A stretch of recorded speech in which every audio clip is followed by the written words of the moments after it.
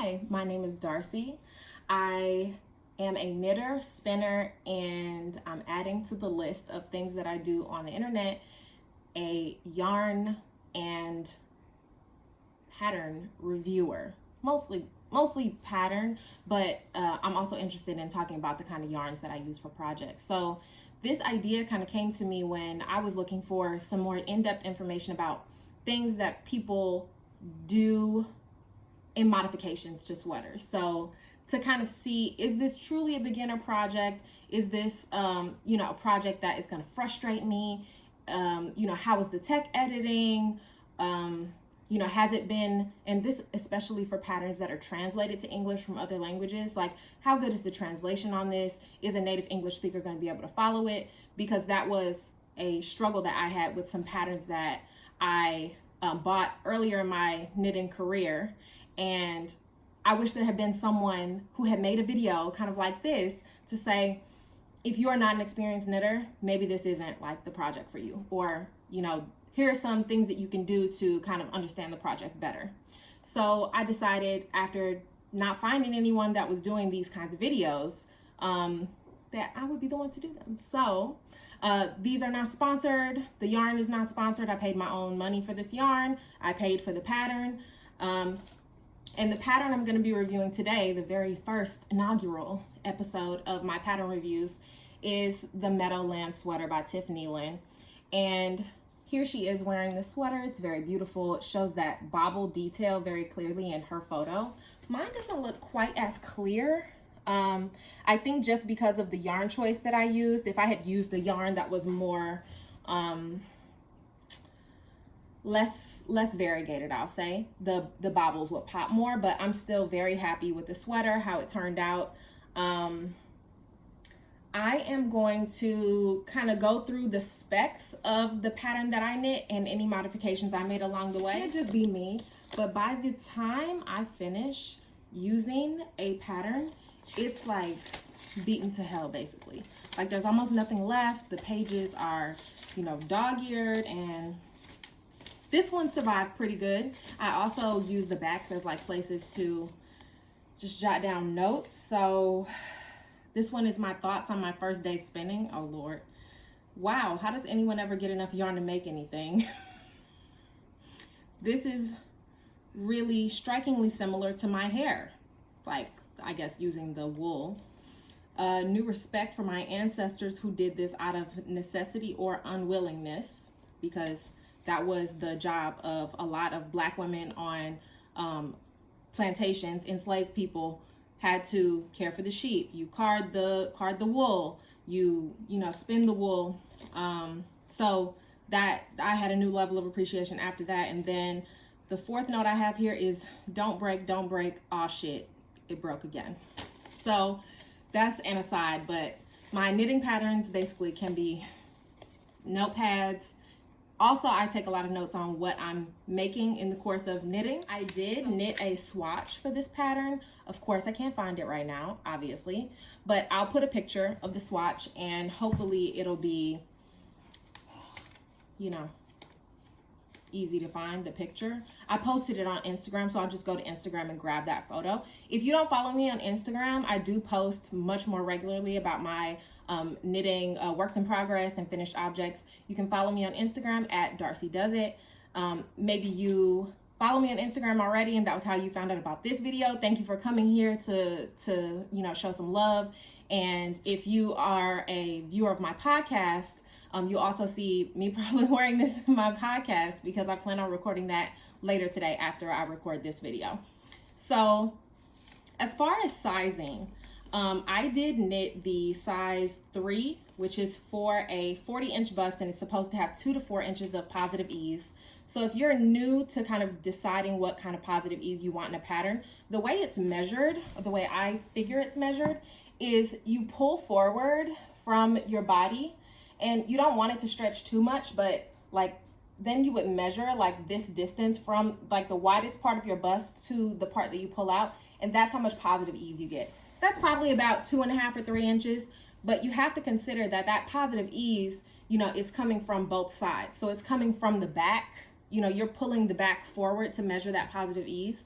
So you know, 2 or 3 inches can really be, you know, more than you want if you're looking for a more fitted garment. So in knitting, and I have a 36-inch bust, and I knit for the 40-inch finished bust circumference, and it's exactly what I was hoping for, the relaxed fit that I like. So that worked out great. It probably worked out because I did do a gauge swatch, and my gauge swatch was 19 by 26 over 4 by 4, so 19 stitches by 25 rows, and I knit that with the US 7. The pattern suggests a US 8, but that's going to depend on you and your swatch and what you work out. So this is a DK weight yarn held double with a lace weight yarn. So for the yarn, I did use a indie dyed yarn by a dyer named Kindred Red, and this was a color called Crystalline.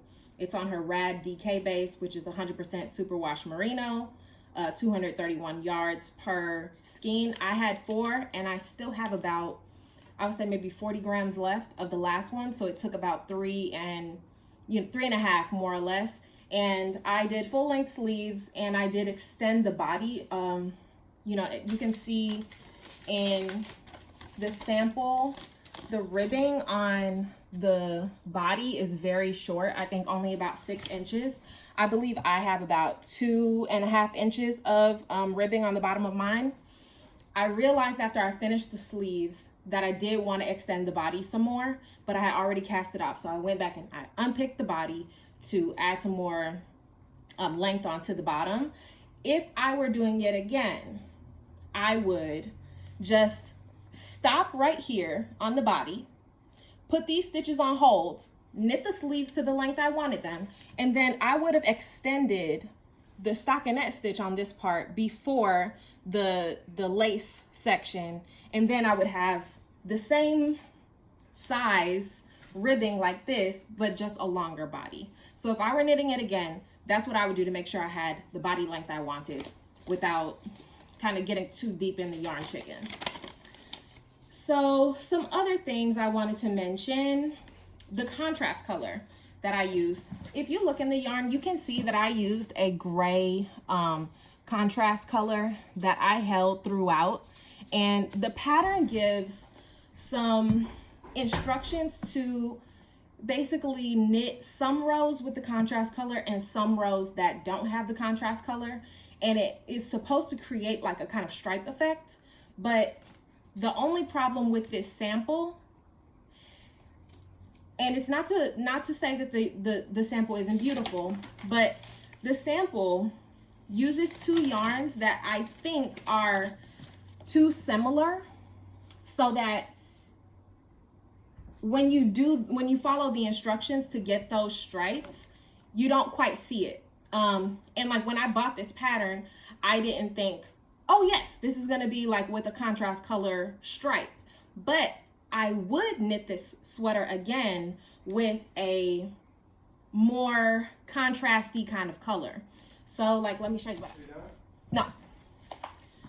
So for a more contrasted effect, you could take a yarn that didn't have the same color in it and hold these double, and then follow the directions for those stripes. And with a contrasted kind of pairing like this, you'll end up seeing more of that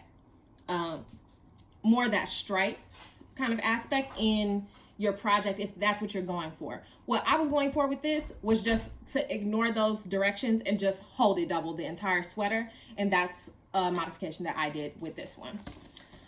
Okay, the other things I wanted to make sure to say are that I held both yarns double the entire time, and I followed all the other directions the same way. I followed the instructions for the long sleeves and the sleeve cuffs. Oh, what I did love about the sleeve, the ribbing in this pattern is that it's a 2x1 twisted rib, and before the ribbing section starts, there's an instruction to do a purl row. And this pearl row just makes such a bright line between the cuff and the sleeve, and I really love that distinction in this pattern. I have to say the yarn was a great choice for this pattern. I feel like it really lets the sweater shine, you know, with the bobble section at the bottom. I don't have any bad things to say about the sweater.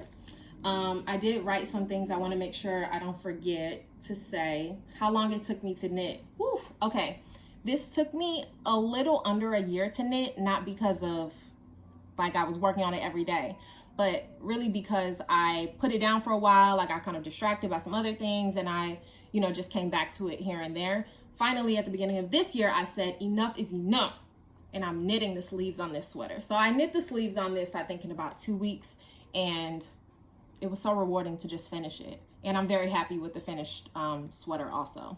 So it took quite a long time, but if I had kept with it, I think it would have been a nice time. So yarn choices.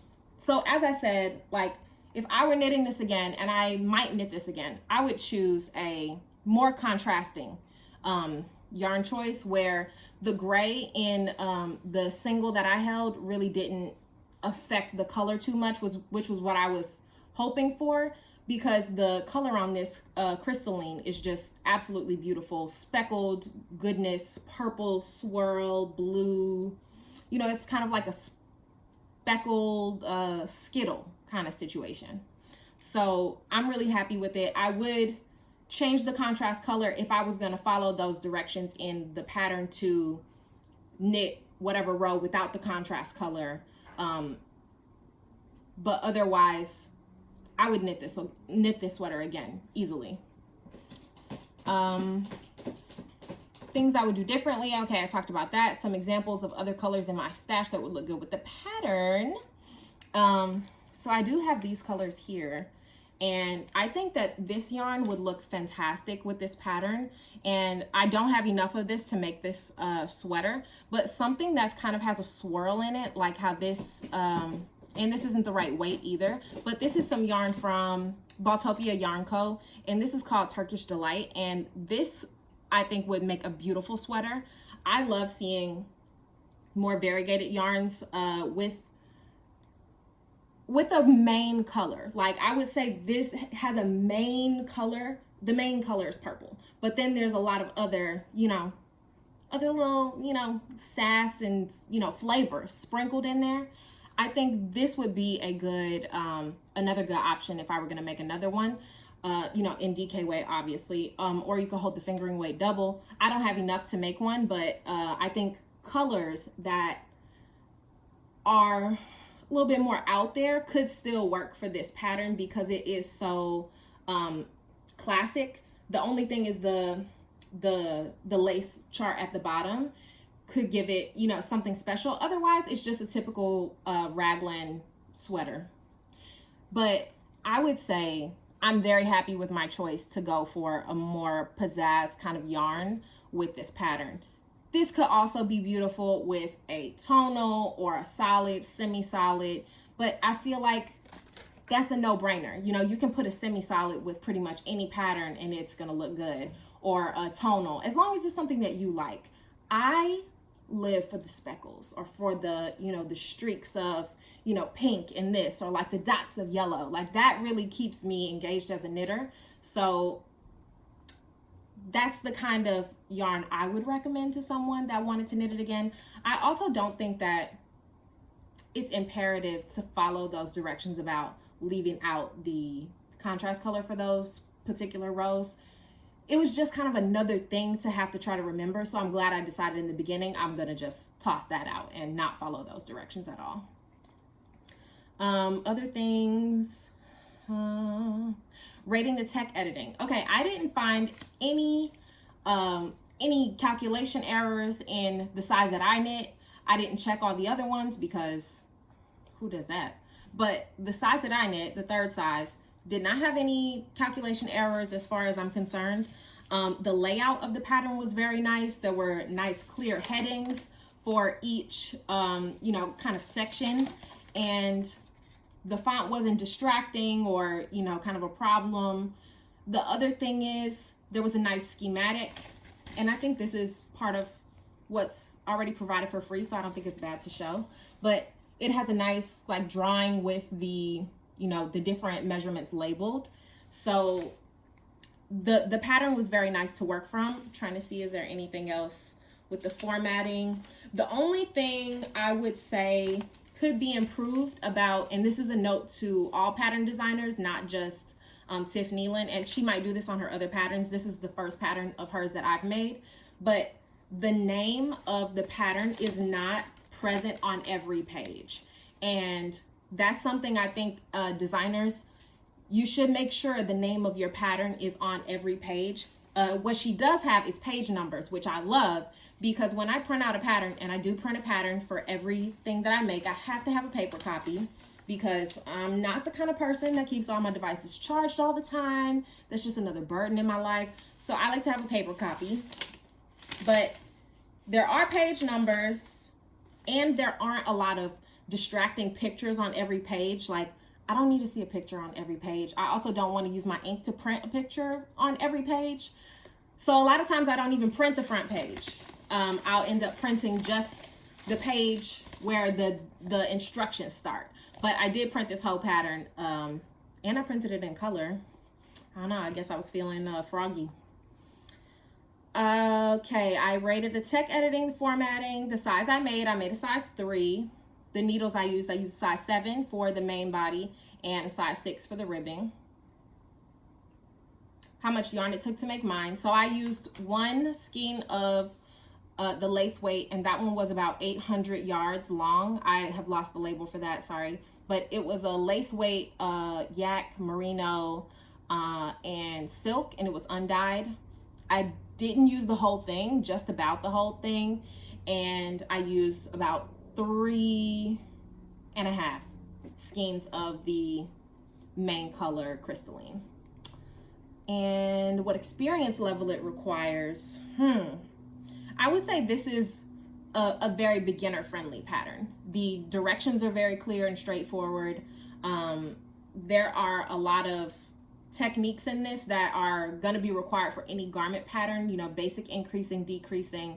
And then the lace chart is just kind of like an intro into lace knitting. If you haven't knit anything with lace before, let me see if the lace pattern is written and charted. Let's see.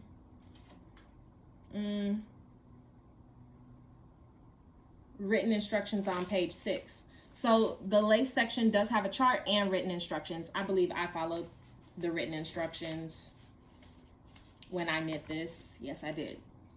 So it's super beginner friendly, I would say, for that reason. You have the chart and you have the written to choose from. Any snafus? I didn't really have any snafus, except I started this project right before we moved to this house where we're living now. And at the time I was keeping my knitting projects in the corner of between the couch and the wall, and it got trapped under the couch, and I kind of forgot about it. And then on moving day, when the movers came and moved the couch, there the project was, and that was how I started knitting on it again after not seeing it for a long time. So that was the only snafu, and that was no fault of the pattern or the yarn. Any frogging or fudging? So I didn't have any frogging on this sweater, except for the cast off edge on the body. I unpicked that so that I could extend the ribbing some more. That was the only thing that I took out on the pattern. And maybe some styling ideas. So this is a very cropped sweater. So maybe you could wear this with, you know, one of those shift dresses or jeans. I, you know, show my midriff, and I, you know, would wear this just with a pair of jeans. Or maybe if I were going to wear it to work, I would wear a button up and then leave the button up untucked, so that then it would cover up, you know, my parts, so that I'm not, you know, exposed at the school. Otherwise, I think that was the only thing else. Oh, the pattern cost. Oof. How much did the pattern cost? I don't know. I'm going to look so I can tell you. Meadowland. Meadowland Designs.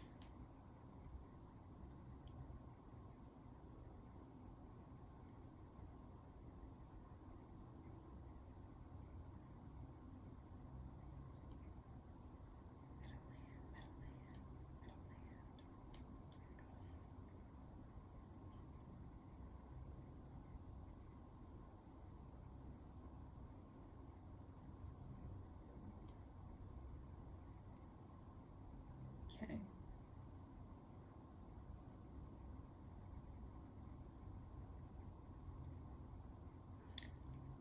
Okay, this is an $8 pattern, and I would have probably paid more than $8 for it. I also think that because this is such a classic kind of shape, you know, you could very easily modify it to leave that lace part off if you don't like the lace section. I know not everybody's crazy about baubles. I do appreciate a bauble here and there, but I'm not so into baubles that I just put them willy-nilly. They aren't my thing, but they were, you know, so few, and it was kind of the central part of this sweater that I felt I had to leave them. I'm really kind of surprised that this pattern made it. I think this is in pretty good shape after nearly a year of kind of being used and knit on. I think that's the last note I wanted to say about this pattern. Overall, I would definitely recommend this pattern. I would also recommend this yarn. It feels very soft. It doesn't have any nylon in it. It is a superwash wool, so in the case that it does get somehow, oh Lord, please don't ever let my husband have the horrible idea to put this sweater in the washing machine. If it does ever make it close to a washing machine, it'll probably survive that fate, I'm hoping. But otherwise, I definitely would recommend this sweater. And Tiff Neelan has must be about 20-30 other pattern designs. If you're looking to support Black knitwear designers, definitely check out Tiff Neelan. Today is February 13th. It's Black History Month, so I feel like I gotta throw that in there. Thank you for watching this video. If you have more questions about the Meadowland sweater or other things you're thinking about doing when you knit this sweater, leave me a comment. If you did like this video, please give it a thumbs up and subscribe to my channel so that I can keep creating more content like this. Thank you for watching, and I'll see you later with my next pattern review.